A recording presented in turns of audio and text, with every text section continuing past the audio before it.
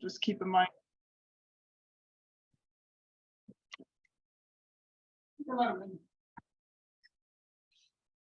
Hey, Jesse. Hello. Oh, my mom is here, or will be in a minute. Oh, She's connecting to audio, it says. And Cindy, hey Cindy. Hey Cindy, can you hear us?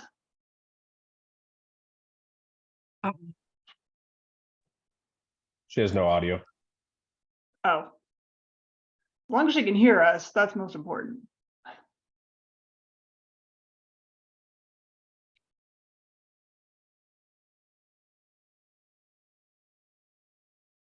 I wonder why though, she always has audio in the past.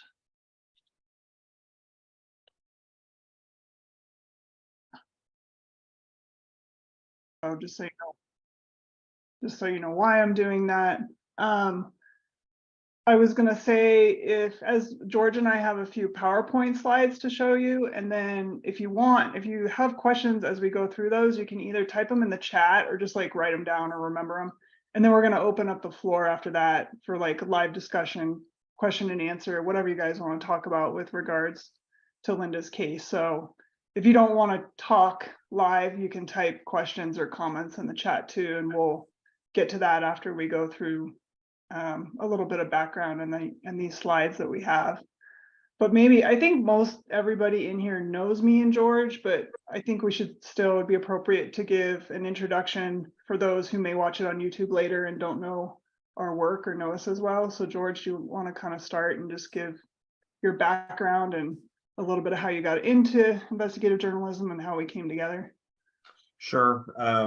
I'm obviously, my name is George Jared. I'm a longtime investigative journalist and true crime author. I intended to go to college and become a lawyer. And my senior year of college, I met a lot of miserable lawyers. I met a lot of broke lawyers, and then I met some miserable and broke lawyers. And I was like, well, I can't do that. So I took a job at a local newspaper, didn't have any background in journalism at all, except for I wrote a lot in college. And I just got sucked in. Obviously Rebecca Gould case happened 7 months after I got to the newspaper. So, and that one was a long, drawn out odyssey that never ever seems to end and probably never will at this point. So I got into that, and then I got into some more high profile murder cases around the country. And you know, I've written about I tell people all the time, I don't just write about true crime. I write about literally everything under the sun. I write about agriculture, business, economics, politics, anything you can think of. I've done a lot of stories with entertainers, stuff like that. But this genre, one thing about other types of writing, they're interesting.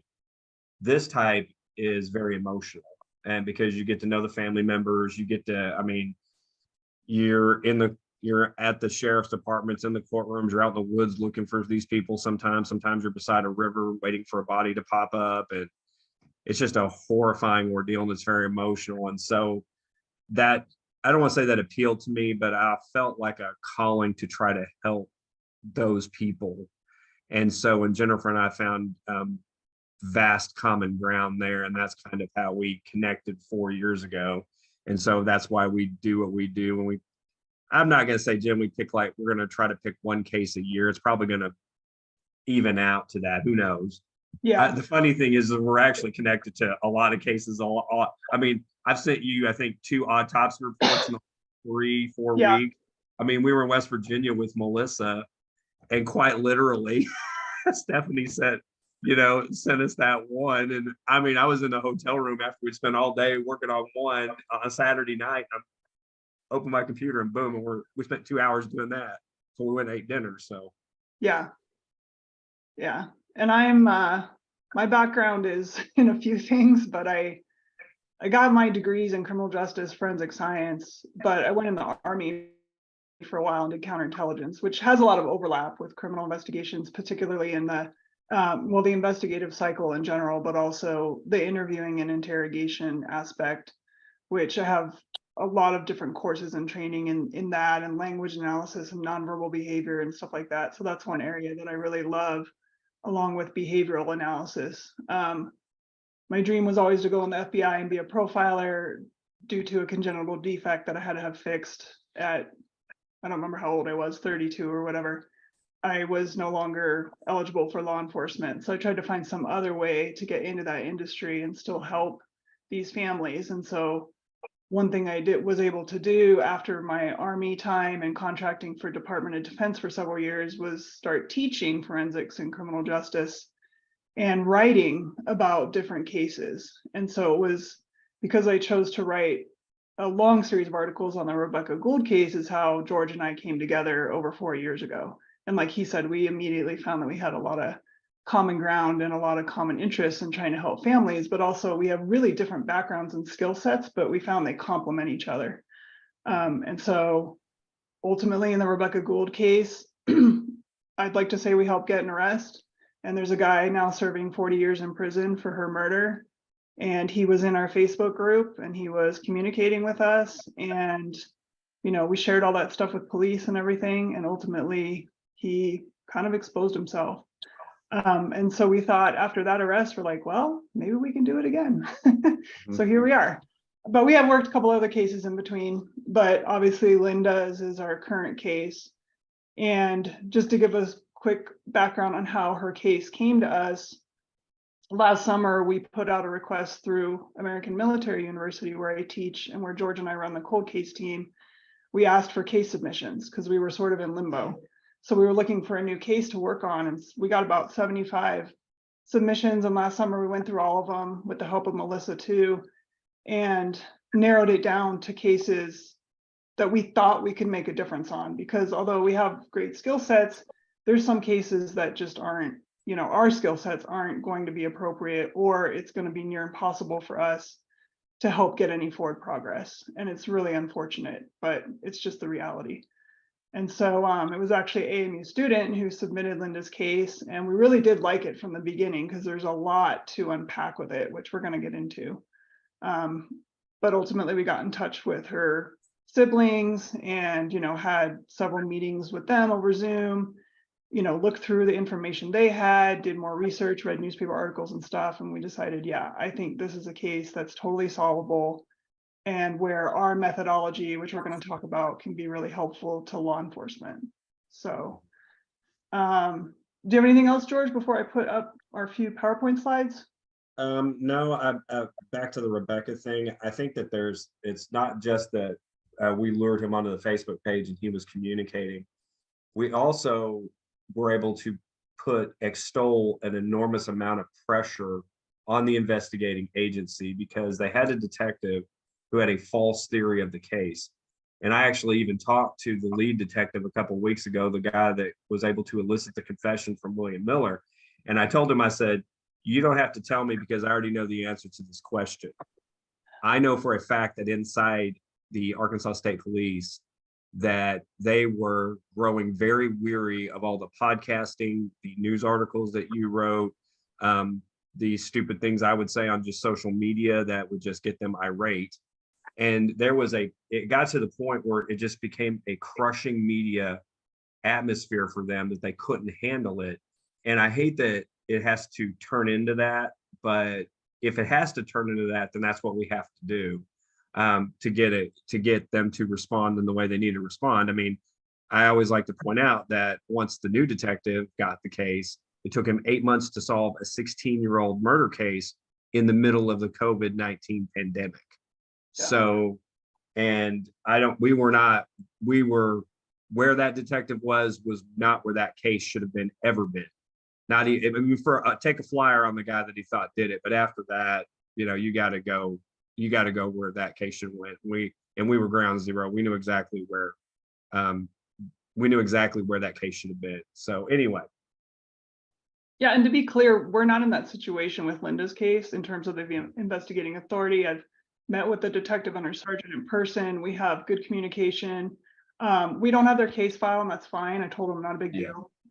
We build our own case file anyways and share everything with them, but they've been really good at communicating. And I'm not going to go into the details of what they're doing because, you know, obviously that's their business and we're not going to tip off the killer, but they are doing a lot of work.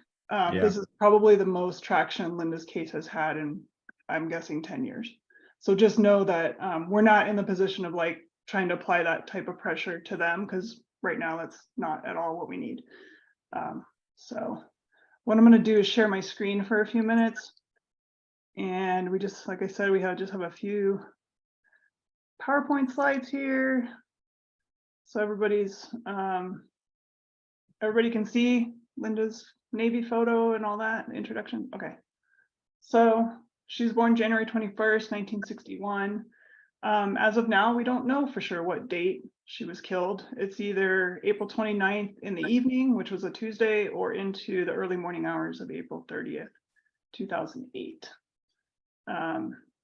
One of the big things that we use on our team is what we call crowdsourcing, which has become kind of a new phenomenon in the last few years. And this is kind of our personal definition of crowdsourcing, but basically it's using people who are interested in a case, like everybody who's on this Zoom, to help us, because we can't think of everything. George and I brainstorm all day long, we come up with good ideas, but inevitably there's always people that comment or message us and say, what about this? What about that? And it's like, ding, ding, ding, a light bulb goes off. And so we really try to harness the power of social media and crowdsourcing and include everybody who wants to help, because everybody has something to offer. George, you want to say anything more about that slide? No, I mean, the one thing that I think would shock a lot of people is you don't have to have any type of background in law enforcement or journalism or working like you work as a professor of criminology for AMU, one of the many hats you wear. It's interesting because like Melissa is a social worker who's very good at interviewing people. So she's good at asking questions and things like that.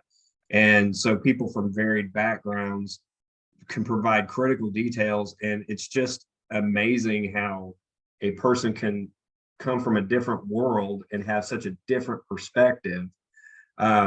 Every single day we get a message from somebody that it just blows. I mean, I'm not making that up. It's almost every day. Am I wrong, Jen?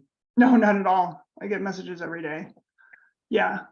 And so we really encourage discussion and interaction in our group. We don't want to just be like preaching about the case or just us putting information out. Like, we really encourage you guys, like, as we go along, to comment on posts and discuss among yourselves and throw ideas out. There's no stupid ideas. I mean, we just love it. And it's worked so well in the past. Sorry, I'm trying to go down a slide. Okay. So this is George on the ground in Lubbock, Texas last year. Actually, Melissa was there too. That case, we were super lucky because the house where the victim was killed was still completely intact and almost as it was originally in 1975 when that victim was killed. So I just wanted to show an example of us and the type of work we do on the ground. But we always travel to the location or the city where a victim was killed before we go public. So that's why I was up in Port Orchard in November, but nobody really knew that until after that trip, because there's things we want to do, some certain on the ground research meetings, knocking on doors and stuff that we don't want to alert people ahead of time. But obviously we're public now, and we're going to talk about an upcoming trip going back to Port Orchard in a month. But we always go to the location. Linda's case is a little harder because the house that she was killed in is no longer there. It's been demolished. The property line has actually even changed. A new house has been built there. So that's a little bit of a challenge, but at least we can see the surrounding terrain and the neighborhood and the roads and all that are still the same. So, George, you want to take the next one about interviewing people? Yeah. One thing that we find that is absolutely necessary is we want to go and re-interview everybody who was originally interviewed by police, and maybe even some people who weren't really looked at, because to be quite honest, especially in these older cold case, methodologies for dealing with these people have changed, the way you question them. Also, there might be new facts that have percolated to the surface, so there might be no new questions you need to ask. And so far we found, Jen, I don't think I'm out of bounds in saying this, but I think especially in our last case, I think we did a much more thorough job of interviewing people of interest. And we always keep people in that realm of just people of interest. We don't really say the word suspect, because I mean, we don't consider anybody a suspect until we find some evidence that they are a suspect. And sometimes that puts us at odds with who the police think is a suspect, and that's perfectly fine. And so that's pretty much what we do. We track down everybody we can, and we've been in some crazy situations doing that, but we've done it. Yeah. And well, we've also found a lot of people are hesitant to talk to law enforcement directly for whatever reason. Some have a criminal background or a bad experience or whatever, but me and George we're just average people. We don't have arrest powers, we don't carry a gun or nothing like that. So we've found like a lot of people will feel more comfortable talking to us, and we can even keep them anonymous. We just take notes and then pass the content, to law enforcement so they can use that to their advantage. And so we've found success too. And then we kind of already talked about using social media. Every case that we go into, we find experts who can help us. So I saw Alan Haskins, I think just came in, and he's a team member now, or whether he wants to be or not, because he is an amazing arson expert. He has a 30+ year career in fire science, firefighting, arson analysis, and all of that. And he is going to provide some great insight into Linda's case for us. And that's also something we bring to the investigating agency, because the Port Orchard Police, they don't have an arson expert, they don't have a knife expert, but we do. We have a genetic genealogy company that has offered up services if one of our cases needs it. We have a DNA extraction expert who's done the same. So whatever the case needs, we try to find the appropriate experts to weigh in. And if the investigating authority can't afford a certain service or doesn't know where to go for that service, we will help them with that. Because we just believe, no victim should not get justice just because, say, there's not enough funding for DNA testing or something like that. We'll figure it out for them. So, but yeah, and we're going to talk in a minute. There's another slide with some expert interviews, but we'll tell you a little bit more about that. And we pretty much focus on one case at a time, and we exhaust every resource we can come up with for that case. And so we do consult on other cases here and there, like George said, but right now Linda's is our case, and that's basically it. So you got anything else on that, George? Did I miss any of our methodology? These are the big ones, but we have a ton. Yeah, I think you've hit all. We're gonna, when we take on a case, we're metaphorically going to fire every bullet until we've got no more bullets to fire, and we've got a lot of bullets. So yeah. So I think most people in the audience already know the basics of Linda's murder. This is a photo that her family took when they arrived in Port Orchard a couple days after her murder. So it kind of shows the devastation to her house. But like I said earlier, she was either killed on Tuesday evening, April 29th, or early morning hours of Wednesday, April 30th, 2008. The 911 call from the neighbor came in at 3:59 in the morning on the 30th, and the neighbor had woke up hearing what she described as the sound of gunshots. It was probably either the windows blowing out of this house or the tires on Linda's car exploding. And then within minutes, the fire department was on scene and obviously extinguished the fire, but it did do pretty extensive damage inside the house. So upon them being able to enter the house, they found Linda's body in the master bedroom. And best we can tell at this point, she was stabbed about 24 times. So we're going to have a lot more on a future podcast episode about the behavioral analysis and profiling of that and what all that means. But those are the basics of her murder. Anything else, George? No, I think you about covered it. I'll give you this one. This is an aerial view of the house that she was in. Port Orchard's kind of a small town. Jen, Port Orchard's how far outside of Seattle? Maybe it took me an hour. About an hour. About an hour. Mm-hmm. It's up in the Northwest. I was kind of partial to doing a case in the Northwest because I did spend a lot of my childhood growing up in Oregon, not too far from there. As Jennifer said, the house is now gone. The I guess the property's been replatted and there's a new house there.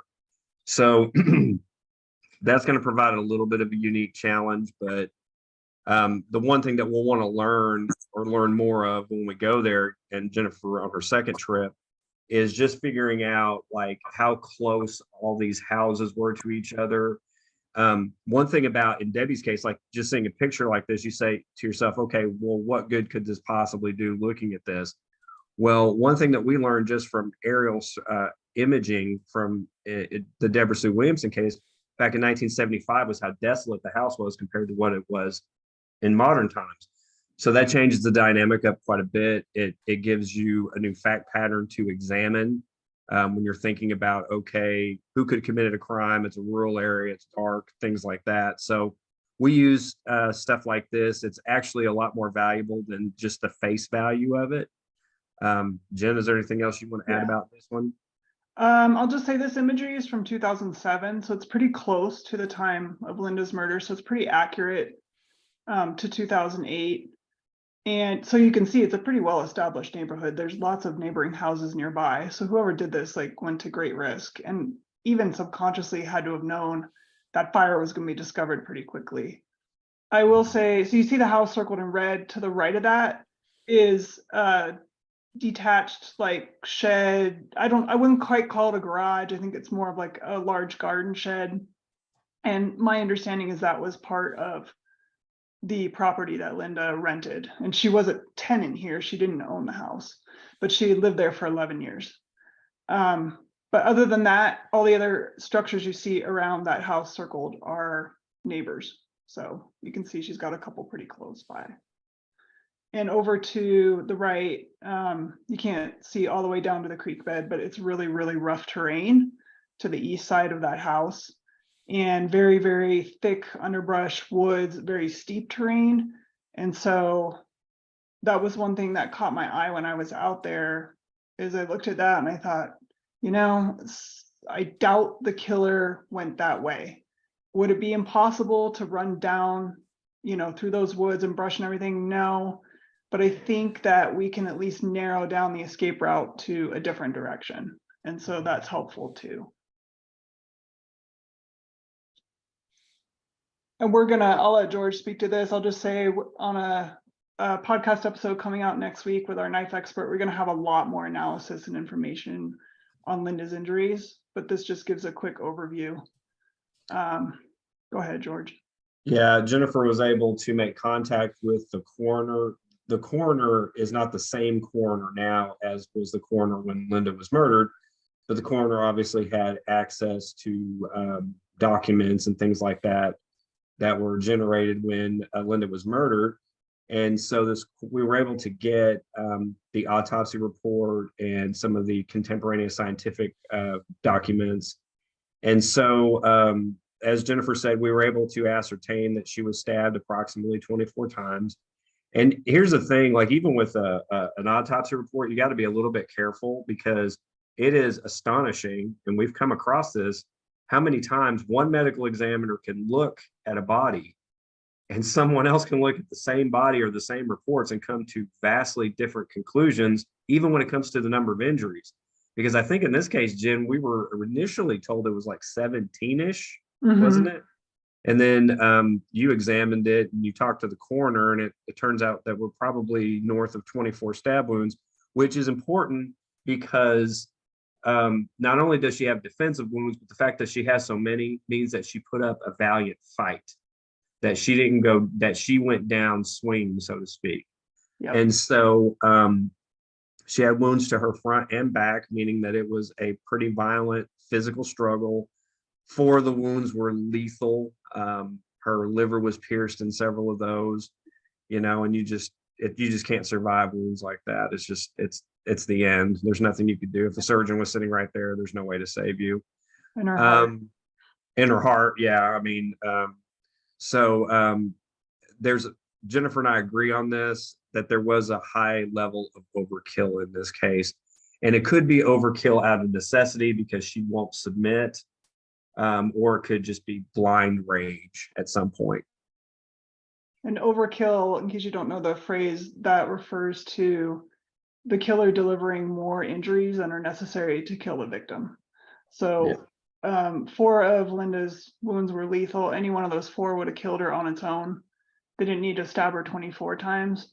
But like George said, there's different reasons that overkill happens. And that's something that we're going to analyze on a podcast episode. And then actually, we're going to have another live Zoom session with our knife expert, and we can discuss it more then too.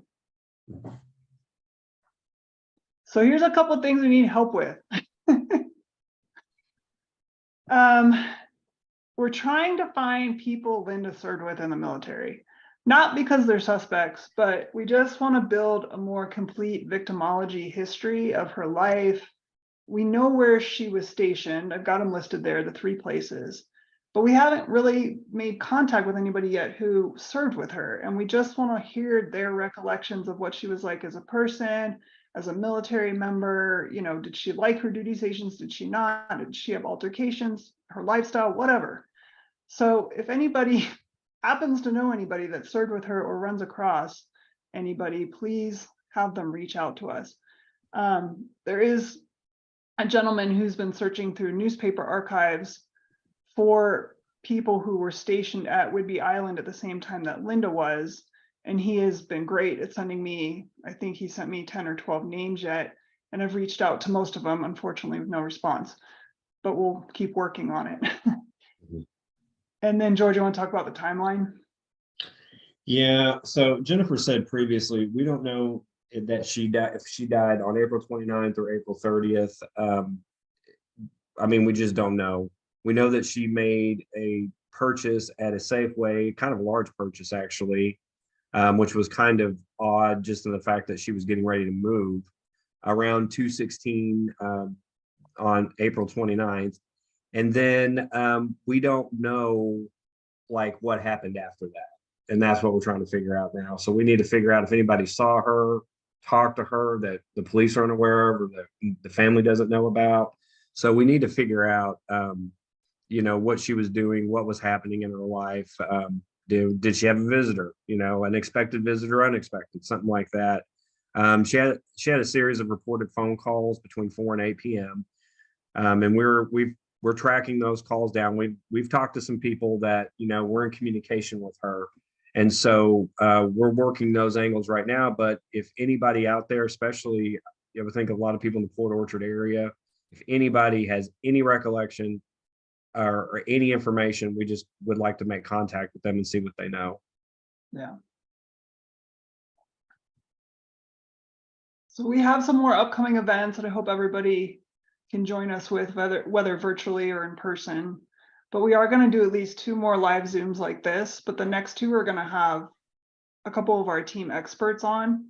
So a week from this Friday, my podcast episode with Jeff Schaefer is going to come out. And so you'll hear our interview with him discussing the type of knife that was probably used, analyzing Linda's injuries and stuff like that. And then the following Tuesday, we're going to do a live discussion like this so that everybody has a few days to listen to that. And then you can bring your questions to the table and Jeff will be there on Zoom with us and he can talk to you directly. And then we're going to do the same thing 2 weeks later with Alan, who's our arson expert. So if you're available those 2 Tuesday nights, we'd love to have you. If you can't make it, feel free to send us questions ahead of time. We'll be sure to ask them live. And then George and I and several of Linda's siblings will be in Port Orchard at the end of April for the 15th anniversary of her death. And George has made some arrangements for presentation and book signing. Do you want to tell them about that? Yeah, we're going to be at the Port Orchard Library. We'll be in the community room there. Jennifer and I will give a presentation. We'll probably talk a little bit. We're going to talk a little bit about the cases that we've worked in the past, our methodology, so that people, locals can get an understanding of what we do. And then we're going to give part of the presentation will obviously be over Linda's case. We'll probably throw a few slides in there about Judy's case too, because our partner team is making some fantastic progress, we feel like, on that case, and the investigating authorities are actually working really well with us on that case. Jennifer and Melissa actually got to sit in on some interviews with some possible suspects and some people of interest in that case when we were in West Virginia back in February. So that was we consider that a step in the right direction, don't we, Jennifer? For sure. We're always trying to bridge the gap between us and law enforcement. So. Yeah. And what we'll do is the community room there. What's going to happen is there's a Salmonberry Books is right next door to the library, and so we'll probably be set up there. They're going to be having an independent book dealers crawl that day, and so there's going to be a lot of people in town. So it's going to be a good opportunity for us to be out in public, passing out cards, getting people onto Linda's page. So that's the main thing that we want to do. And I'm going to bring a few books along to do a book signing. It's not something that it's not a priority for us at all. But the reason that we do that is that some people do want to read about the work we do. And also our book, Silent Silhouette, is it's an all-encompassing account of what we did in the previous case. And it shows our methodology in action. And so, and actually, I think it's just a great book. So I hope everybody reads it. I mean, all the time come up and they're like, well, I'm sorry, but I gave my so-and-so your book to read. And I'm like, I don't care if they buy it. I just want them to read it. All I care about. Yeah, spread the word. Just read it. I don't care if 100 people read the same book. That's fine with me. And also know that AMU doesn't reimburse us or pay us for any of our work. So we're kind of broken up in two teams right now, but we're all self-funded. So like when George and I go to Washington, that's on our own dime. So if we sell a few books, that's great. I usually put a portion of the proceeds into the Victims Reward Fund to help raise it some. So we'll be trying to do that as well while we're up there and we have $5,000 right now for Linda's reward, which is a good start, but we'd like to raise it. So if you like reading and you like kind of donating to a good cause, it's two birds with one stone. Yep. Yeah.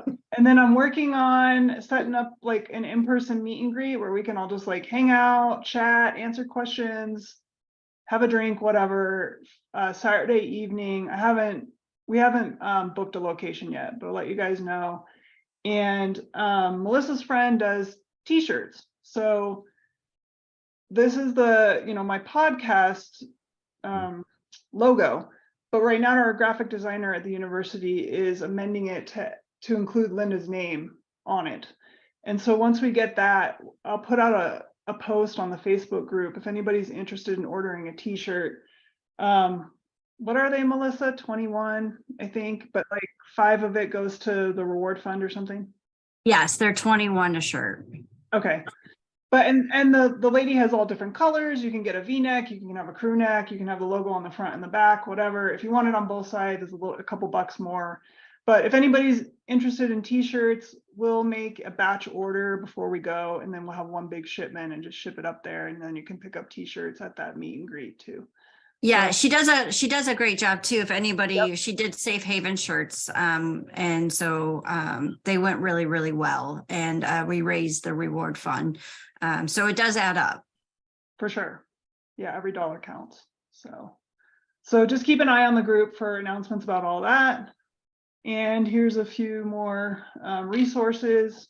If you like social media, we are on Twitter and have a YouTube channel that's dedicated exclusively to videos related to case material. So if you want to see like the reenactment we did with a 120-pound dummy in Lubbock last year, there's a video on there for Debbie's case. There's videos on there, me recreating the Rebecca Gould injuries, different explanations of forensics, stuff like that. So if you like that stuff, you can check out the YouTube channel, and we'll hopefully, this Zoom here that's being recorded will be up there tomorrow, and hopefully we'll have some more videos for Linda's case in the near future. And if you don't want to reach out over social media, there's our email addresses, and the QR code goes to Linda's Facebook group, but everybody on here is already in there. So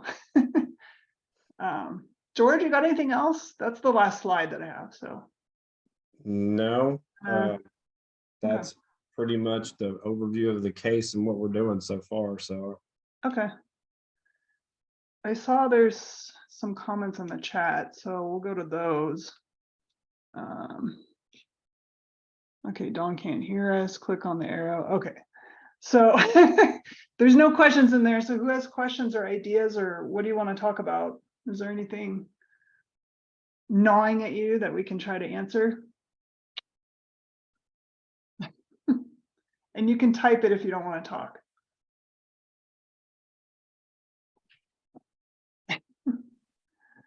Is Alan still in there? Oh yeah, go ahead. Yeah, Hey, I'm just curious. So I saw that Linda had gotten a new job at the Social Security office that was right across the bay, and is it Bremerton? Is the Yeah, town's name? I think so, Okay. yeah. Mhm. So I was trying to find it, but I couldn't find an office there in Bremerton. Is it possible that it's under a different town, or has it been closed? Do we know the exact address of that office? I don't, but that's a good question, and that's something it that we is. can work on, yeah. Okay. I don't, it had to be in that local area because she was only moving 2.5 miles away from that rental home that she'd been in for so long. So I feel like the office space that she was going to be occupying was not too far away, because otherwise you'd move farther, I think. But yeah, we can work on trying to find that exact address of where her workplace was going to be. Okay, but the reason she was moving, though, we think, is because she was told that her house was going to be demolished, so she Yeah. had to get out. Okay. Yeah. Yeah, I've talked to the landlords and they explained that they wanted to build a new house on the property, but the county code or whatever didn't allow for 2 living structures on one property. So if they wanted to build a new one, they were going to be forced to take down the old one that she was living in. And so they explained to me that that's why they gave her notice, and she was ultimately moving. We do have her bank account records, and I will clarify one thing. They did allow her to live there rent-free the last month. So like the last 30 days in April, they didn't make her pay rent for whatever reason. So, but the months prior, we tracked her bank records and it shows her paying her rent every month prior. And it was always paid on time. So they said she was a model tenant. What you got, George? There's a question from the main event. If she was stabbed 24 times, does that suggest that possibly it was a female attacker, since we know Linda was not a very large person and put up a hell of a fight? That and the fact that the FBI stats say women are twice as likely as men to use a knife as a weapon. Just an observation, wondering if any of the suspects are women. And the answer, we have people of interest who are women for sure. Yeah. Go ahead. And it could be indicative. It's a very reasonable possibility, and we're exploring that possibility very hard, because she has stabbed 24 times. You would think that she was a very petite woman, not big at all, but she was in the Navy, so she was trained to fight, and according to all of her siblings and nephew and everybody else we've talked to, she did not back down from the fight either. So that could be a part of it. But yeah, we think that's very possible. It could be a woman. Yeah, we're not really leaning either way in terms of gender right now, I don't think. I'm very much open-minded that this could be a female. I mean, especially if it occurred, late at night. I mean, I'm going to be more apt, whether I know a guy or a girl at my door, I'm probably going to be more apt to let a female in, than a male. But there's a lot of other factors. We don't know if she let the person in, or if her door was unlocked, or if, they snuck in, or if they knew where her spare key was, or anything like that. So there's a lot of other factors that we're working on. But right now, yeah, we're extremely open-minded that it could definitely have been a female. Mm-hmm. And actually, Alan's on here, and I'm going to force him to introduce himself. But I think when we interviewed him, George, right, didn't we ask like what's more common in terms of arson? Although he said the statistics don't really lean one way or the other, but we thought of that too. Like, it's more common for a female to light a fire or a male. So Yeah, Alan. What? Tell us who set this fire, Alan. Well, I don't know. If I knew that, George, I wouldn't be here. That's true. No, I think statistically, men are more apt to set fires than women are, but you've got to look at the situation too. Like if they're covering up something, they're more likely to do that too. So I mean, or women are. So most of the time when you look at and you see an arson case that a woman has set, it's usually out of revenge. And we see a lot of it a lot of times, like a girlfriend burning an ex-boyfriend's truck or pick up, car or belongings, guitar or something like that. We see that quite a bit. But in a case like this, it's most probably going to be somebody that was trying to cover, trying to get rid of some evidence and trying to get rid of, something like that, than it would be to any monetary gain, whatsoever like Mhm. that. So, Yeah. And Alan, just one more quick question. We're going to tease this a little bit because we're going to have you back in a week or two. How long do you think it would have taken from the setting of the fire to there being visible signs to the neighbors, meaning the glass blowing out, visibly seeing a fire at the house? How long do you think the perpetrator had to get out of there roughly? I know it's not an exact science, but roughly how long do you think they had to get potentially into a car or just fleeing from the scene on foot? How long did they have? not very long. It doesn't take long, to get a fire going really, really well in a house like that. And, of course, I've been privileged to look at the scene photos and stuff. So I know how the house was built on the inside and stuff. So knowing the way that house was built, it wouldn't take it long to burn. So, and then there's also other factors. Fire has to have ventilation or has to have air for it to burn, and get going good. So, one of the reports that I read, that the neighbor, whenever they heard it, looked into it, looked out, they saw flames coming out of the front. So that tells me that either the windows had already blown out, or whoever done this, when they left the front door open. And that's something that I would like to talk to some of the firefighters that were on scene, whenever they got there, to know, did they have to force entry? Was the door open already? Was, what was going on with that whenever they got there? So to make a long story longer, I guess you're looking at probably 5 to 6 minutes, George, to get out of, from the time they set the fire to get out of there. So it's, it's not a long time, but that's, in the grand scheme of things, that's, it could be plenty of time for them to get going. Yeah, exactly. Oh, and one other detail, which listeners heard on my last podcast episode, but the neighbor did try to gain entry to the house to try to save Linda. And the one report about that says he said he kicked open the back door, Right. And which that's was going to, my carport. yeah, and that's going to give that fire even more air. Yep. So, it's going to really take off at that point.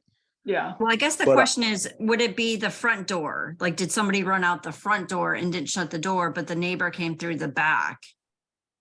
Well, either way, it's going to, it's going to ventilate the fire. It's going to give it air. Mhm. So, and it's got to have it. So it's got to have an exit point and it's got to have an entry point for air coming in, and then the hot gases and the smoke to go out. So what happens is you get what's called a thermal layer in there, where you've got your hot gases and the smoke coming down. And then at the bottom, if you just got one opening, you're going to have an inflow of fresh air going in and an outflow of your hot gases coming out. So that's most likely what happened in that situation, until he opened that back door or the side door. And whenever that happened, that changed the dynamics of the fire, where that was where your inflow was coming in and then your outflow was going out the other door, which Mhm. would really step things up a little bit.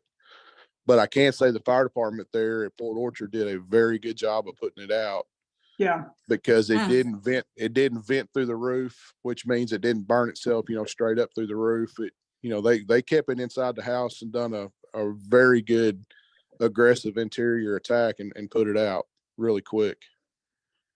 Yeah, and the killer's, like we'll talk about this more, but the killer's goal is probably to destroy evidence, but they may have destroyed some, but we know they didn't destroy all, because we know No. that forensic testing has been done in this case in the past. So they were able to collect samples of something. Right. So you brought up, it's not relevant to the fire necessarily, but just a detail about Linda. Every friend basically we've talked to who had been to her house said everybody used the carport door at the back. She never used her front door. In fact, it sounds like for a period of time she had a couch in front of the front door. Whether that's a clue about her murder, I don't know yet, but it could be.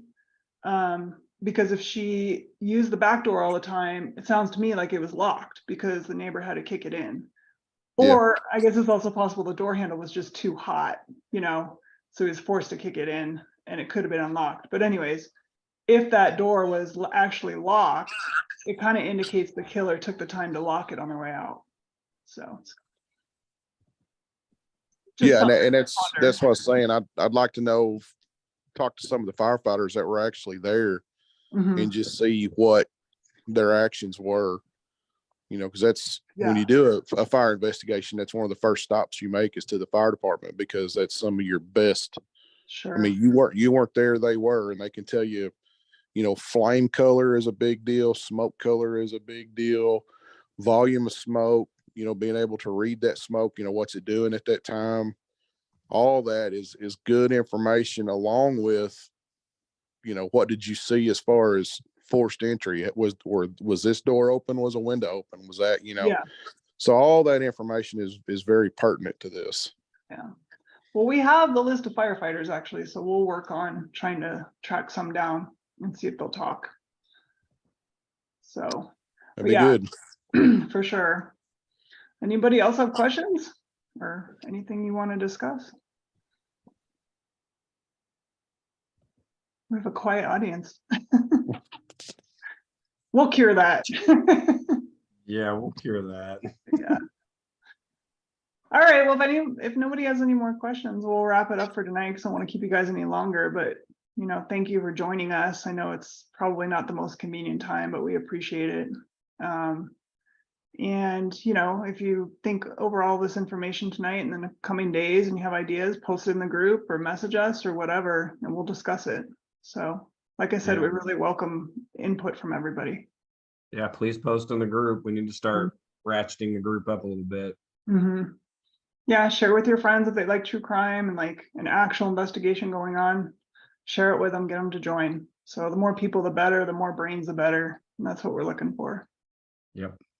So if nobody has anything else, then I guess we'll say good night until we have Jeff in 2 weeks. Yeah. All right, guys, enjoy. See ya. Thank you. It was so nice to meet all the people. Yay! For sure. Take care, everybody. Bye. Bye.